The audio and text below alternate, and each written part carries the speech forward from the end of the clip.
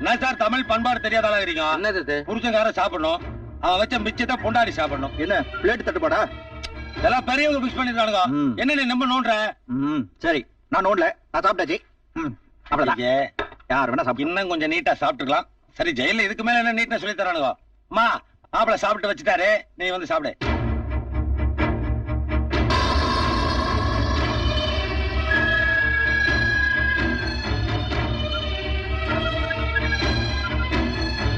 Jimmy?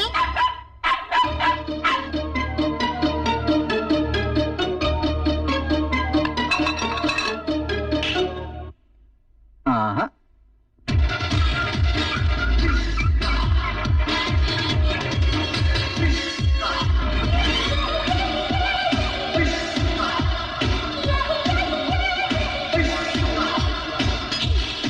அப்ப கைதி number 2 ஆரம்பத்துல